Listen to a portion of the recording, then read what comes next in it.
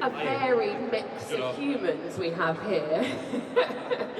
It's a compliment, apparently. It's a compliment, yes, yes. Yeah, I should have caveated that. Right, where should we start? Now, I just said a minute ago that 2000 is now the official world of classic cars, which is just so disturbing for me, especially when we think about the likes of that being, you know, your Honda S2000s, Toyota MR2 Mark 1, Nissan Skyline, like, it's a worrying thought, isn't it? It is. The world's moving on. Yeah. And that's also making me think of a certain PlayStation, like Gran Turismo. Is that where we should look for modern classics now?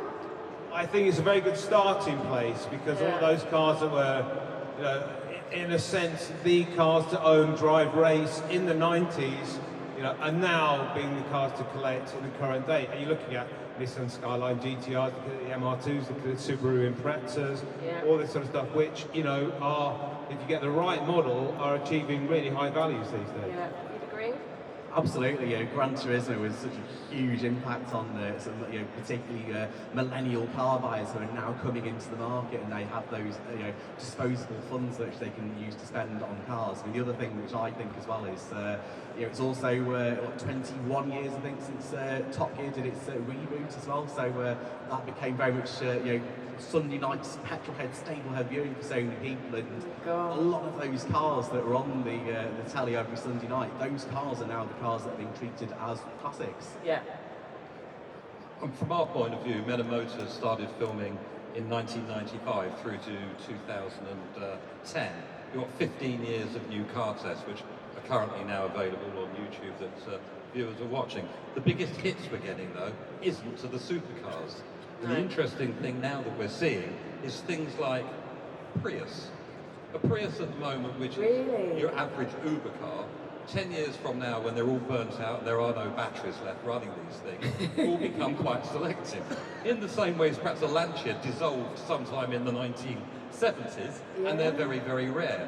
So it's not just about supercars, it will be about all cars. Now, let's also think that we're running now into an area of the Scalextrics generation. Yeah, of course. Golf caddies becoming cars, milk floats becoming cars. We're going to see a generation of future classics, perhaps going back to the very early two-seater Tesla that never really made it out of the blocks. There was a few built, some caught fire and burnt out. So we're going to see a whole generation now of cars going through. The last part of the thinking about cars is who is going to be the customer to buy a car 20 years from now. Yeah. Because Generation X aren't buying cars themselves at 17. They're going in Ubers. They're a generation that like to be delivered. So we're seeing a niche market be delivered in a way that perhaps in the 1960s, when you wanted your MGB or you wanted to drive your TR6 or whatever it was, you became a fascination of your mates at that time and your peers. Perhaps the love has gone a little bit, and that'll be interesting to see how the value of modern day classics comes in. I'd certainly agree with you. You know, that's where the love is. Yeah. These days, you know, it's what you. Sorry, I thought you had a picture on your phone there. Not that kind of love. No, sorry. But you know, it's about social media, about engagement. You know, it's about tech. It's moving on from. So, you know, the traditional posted on the walls of, you know, of kids, you know, kind of the technology is moving on. And also, I would argue that, you know, the cars that people are buying now are now diverging further than ever away from classic cars. They're bought for different reasons. They're bought as a lease car on a finance package, as a mode of transport, first and foremost. So, whereas, you know, the classic cars, you know, they're bought for a whole range of other highly emotional reasons. So that just seems like such a shame, because like we were saying backstage, that like, I don't know, that for me the passion of classic stories is, or classic cars, is like the stories behind them and your childhood and the tinkering and all those sorts of things that we've heard so much all day, and are we going to lose that, do you think? I think people just shift on. I mean, it used to be, you know, the case you'd get your classic car out and, you know, fiddle with the carburetors or something like that. And actually, probably that, you know, that sort of type of behaviour's shifted to people kind of focusing on things like detailing. example, just detailing and videoing and Yeah, Instagram and stuff like that. So, you know, they still enjoy their cars, but because when you open the bonnet, there's not a lot to kind of fiddle with, they kind of have other ways to kind of express their interest. Yeah, so that, sorry, carrying on with that, but yeah, that sort of nitty-gritty that we like doing is changing slowly. I think what happened is that we started confusing reliability for love. Yeah, So in the 1970s, 80s or 90s, you could get under the bonnet of a car, you could use your snap-on tools and you could work on the car. Now you lift the bonnet, I mean, once you've broken through the various seals to actually get there that will nullify your 7-year warranty, you're not going to touch it, you're not going to run with it. I'm reminded of a story that a friend of mine told me. He was a member of the Ferrari Owners Club, and they used to do a drive from Hyde Park Hotel down to Paris. And they'd set off at midnight, and off they'd drive, and the first driver might get there, if he was lucky, within about 5 hours. yeah. The last driver would get in the following day on the back of a tow truck. The same race was hosted just a little while, and of course they had loads to talk about at dinner. The same race was run recently with a bunch of cars, and they all set off from Hyde Park to relive this. They all got there in the agreed time. They all got there at the same time. They had nothing to talk about. They didn't need their AA green card memberships. So reliability comes into when we think about somebody buying an old car from the 60s, 70s, or even earlier. You're in your shed, you're messing around with it. I think that generation is going to become a thing of the past. I think there is a certain diversity as well with the cars of the early 2000s, which you just don't get now with new cars. I mean, things like four-seater convertibles, where are they? Mass market coupes with V6 engines, where are they? You know, affordable off-roaders, with proper forward drive systems, they just aren't out there now. So you know, and there seems to be this move at the moment towards, you know, particularly crossovers. So you just don't get that kind of diversity of really fun, affordable cars anymore to get people excited. Sorry, are you saying you don't get excited by a Kia Sportage? I get excited by the Vauxhall Mocha. That's right for travelling the dog around with, and that's about it. What do you think it is about the 20-year mark that suddenly turns the car into a classic? I don't think it's the 20-year itself. I think, you know, you can't assume that everything made 20 years ago is instantly a classic. But if you think about it, you know, the people who were interested in cars 20 years ago when they were kids, and now, you know, let's say in the late 30s, 40s, and then they're going, oh, do you know what? I remember that Honda Civic Type R that my mate had, and we used to, you know, smash around in when we were kids. Or, you know, I always wanted, you know, a Porsche 996 GT3 when I was a kid. Now I've got the money and I'm doing well at work. Now I'm going to buy one. So it's, you know, it's the cars that they really wanted and lusted after when they were younger, you know, as opposed to just, you know, it was made in 2003. Then bingo, it's a classic, because it's, you know, I think there's more nuances attached to it. So yeah. I think the number of them around actually is a big factor as well. So there are plenty of lots of fun, affordable cars, of which there's still plenty of them knocking around in dealerships and in the private ads, and those are the ones that are still relatively affordable to buy. But it's when you get to that situation where the number of people lusting after them who are nostalgic for them, when that number is greater than the number of good survivors, that's when it starts pushing prices up. And we've seen that with cars like, you know, Ford Escort, RS Turbos, things like XR3s and so on, where those prices are much higher now than they were sort of 10 or 15 years ago, because all the bad ones have gone. Yeah. There's also a final danger, certainly in this country, for cars, and it's going to follow through right through Europe. With the ULEZ and other clean air areas that are growing in every territory, we're about to condemn, if this charge goes through, probably 500,000 cars to the crusher. You know, whereas Lancia had it built in years ago, they just rusted away. But now they're going to be crushed. You're going to have very, very good cars suddenly going into the crusher. Some parts recycled, some not. So what you're going to end up in, with say 20 years' time, as vehicles that are going to be future classics, a little bit like Jurassic Park. I can see more and more of it around the show today. They're taking the body of cars and rebuilding them with electrics. I said this earlier, you've got the body but perhaps not the spirit of the car. And we're going to suddenly see that with perhaps classics that are future classics from today. And let's go back just over the last 8 or 10 years and think about certain cars. The Lexus. I mean, the Lexus Sports, the SC430, a very underestimated car, very reasonable to pick up. the Renault Megane R26. Yes. I mean, these are cars that actually, you know, are cracking cars. Yeah. Should actually still be allowed to drive. They probably won't be ULEZ compliant. Current owners will just have to sell them because it's going to cost them 15 quid to take it out to drive every day. Full of the joys of But spring. I think maybe that might. It's all quite Scary. depressing, really. But I think that, you know, look, how many classic cars are there in the UK? The figures I see are sort of 1.5, 1.6 million, something like that. Yeah, that figure is for historic vehicles. So, yeah. And so actually, if you add the modern stuff, then you're probably adding another million. it's quite a substantial number, and obviously the really big thing with historic vehicles is they get protection from and exemptions from these clean air charges that are being brought in cities across Britain. And actually, the real risk here with that zone is that. As we pointed out, is that those cars, enthusiasts might be saving them, but there are plenty of people who might have maybe something like a slightly scratchy Toyota MR2 or Honda S2000 or something, and you know, it's a car that needs restoring, but actually, you know, not having that recognition as a historic vehicle, that might be the difference between that car being saved or being scrapped in the future. But the restrictions will probably only get heavier over the next 20 years. Yeah, that's true. What we're going to then see is a car that today, I think, is it 35 or 40 years before you get the classic status, so that it becomes ULEZ free. If in the next 10 years you're going to find cars sitting in garages, people won't store them, and there's going to be a restricted number of classics eventually. It's interesting, actually. I've got a Mark 1 MX-5 at home. It's a 32-year-old car. Under the old historic tax recognition system, which was rolling in the early 90s, that would be exempt by now. They keep changing the rules and putting it back and moving things and changing the rolling exemptions forward and backwards. And now, obviously, it's got another 8 years to wait.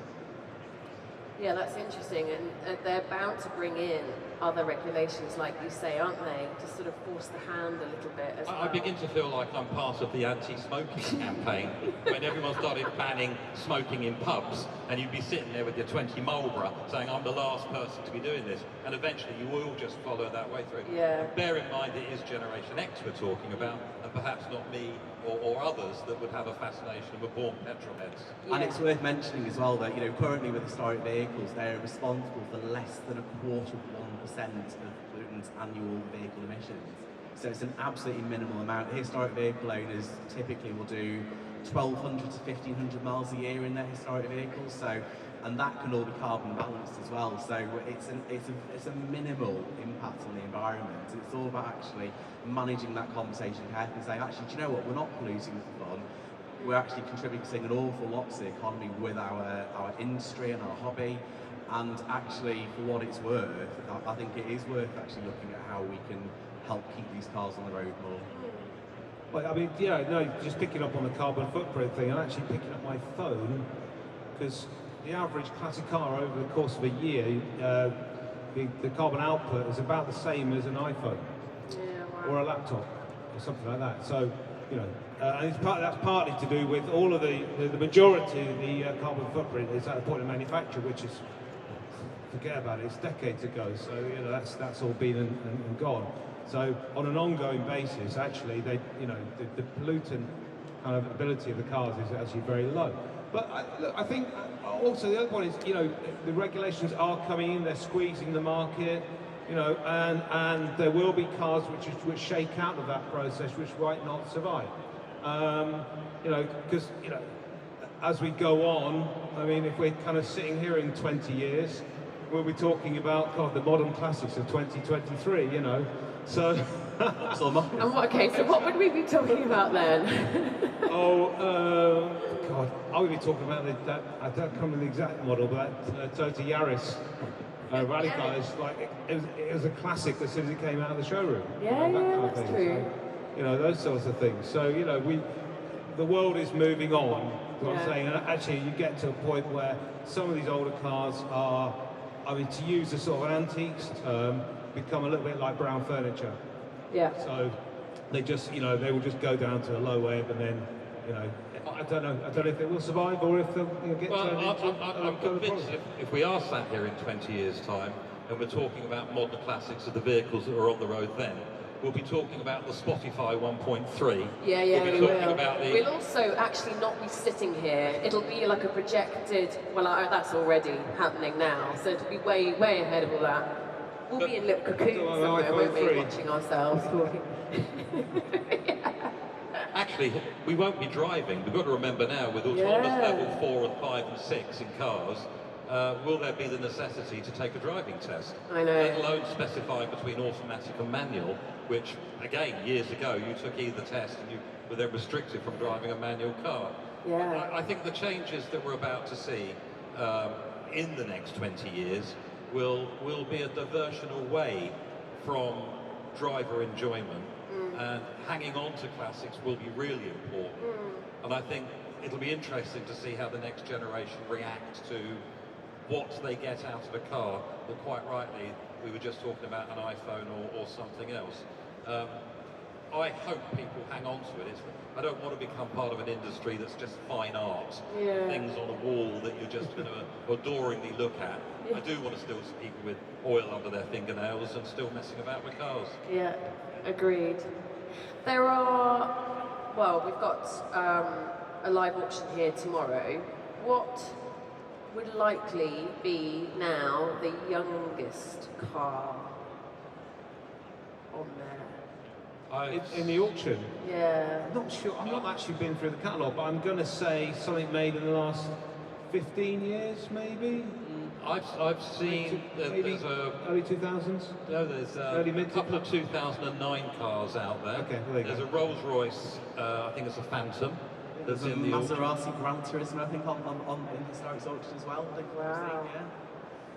But then that comes down maybe not to it being a modern day classic, it's down to rarity. And you are talking of sort of cars in the late 2000s or mid 2000s. If we look around the show today, we've seen cars that are sort of almost straight off the line. Yeah. I think there's a Corvette I've seen here that's a brand new vehicle, and I think that it comes down again to beauty and what people want to look at. Yeah. The star of the show for me here is there's a couple of 246 Dinos, and they are, you know, as a brace of cars, if I had £500,000, I'd be signing an order today. Well, that was actually what I was going to ask as well. If you had to choose two modern classics to invest in, what would they be and why? Contestant number one. I think for me, the cars that I would invest in, so the first one I would pick is the MG ZT 260 V8. Yeah, it's a cracking car. It's, you know, I would say the last great proper MG, you know, I know that MG still make cars today, but, you know, proper MGs, you know, British engineer, it's, you know, it's a wonderful car. I think the best way to know it's probably like a Ford or TVR Chimera. You know, that wonderful sort of waffly V8, and you know, it's a very analog car to drive, and they're rare as well. So that would be my first one. And the second one, and they're already climbing actually, is the Ford Racing Puma. So fast Fords are, again, they've all been a market phenomenon for years now, and people have been looking for Focus RSs, again, things like that, which have been climbing, go back a bit earlier, things like Escort Cosworths.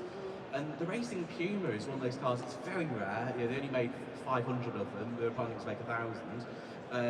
Coach built by Tickford, who obviously did Aston Martin in the 80s.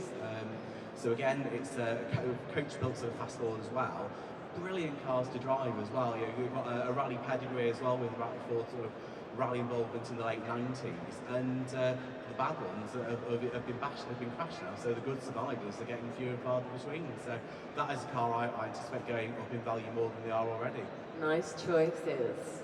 Oh, what I go for? I'm going to say Porsche 996 GT3 and BMW M3 CSL. Oh, you said about the Beamer earlier Yeah, as well. they're both, you know, fantastic cars to drive when they were new. They were collectible straight off the blocks. They're both modern interpretations of 70s cars. You know, the 2.7 RS Porsche and the 3-litre CSL. They're both homologated for racing, and there's just a massive following around those cars. And actually, you know, I still think they're good value for money. I mean, what's a 2.7 RS? I'm going to say 350, 400,000 for a standard touring car. What's a 996 GT3? 75 grand, 80,000 pounds. It's still 75, 80,000 pounds, but it's a lot, you know. There's a lot of growth there, I think, in that particular model. And the CSL, the M3 CSL, people have been copying them since since they came out, and you know, there's a fantastic following for that car, and you know, for sporting BMWs generally, and I think that could only continue. So my choices here for modern classics are, I think, a certain amount of affordable versions. I'd go for the BMW Z4, the one with the little hardback that, you know, if they were remaking episodes of The Saint, instead of driving a Volvo P1800, he'd be running around in a Z4. I'd still like one of those. I think they're great looking. Yeah. The other car I'd like, which will please my cameraman today, is the Honda Civic Type R. Yeah. And I think that, you know, absolutely a cracking vehicle, and it will be a generation that the Generation X will recognise and will go up in value, because half of them are now stuffed up trees in rivers and burnt out somewhere around Liverpool. As a car of choice, Is he always like this? As a car of choice, I'm afraid it still resides with me for an Aston Martin DB11 V12. I think the V12 is an engine that will cease production very, very soon. They haven't made on. There are a lot of V8s running around. The V12s are going to become the dinosaurs, and they'll soon be. And there aren't a lot of them out there. So prices are holding on those, I've noticed, and they're very nice to drive. Out of interest, what was your first car? Very first car I had was I shared my mum's Escort Mark 1. Nice. And then I bought an MG Midget. You were a boy racer, weren't you? Still am. Are they both alive? Well, not alive now, but did the Beam survive? Did the Escort survive? No, goodness, my mum drove it. Don't be silly. Different generation. No offence, but first car. My first car was a 1984 Mini Mayfair, and it was very reliable, and every week I would rely on it to break down. I love that car, but great fun. Yeah, great. Mine, I've still got it.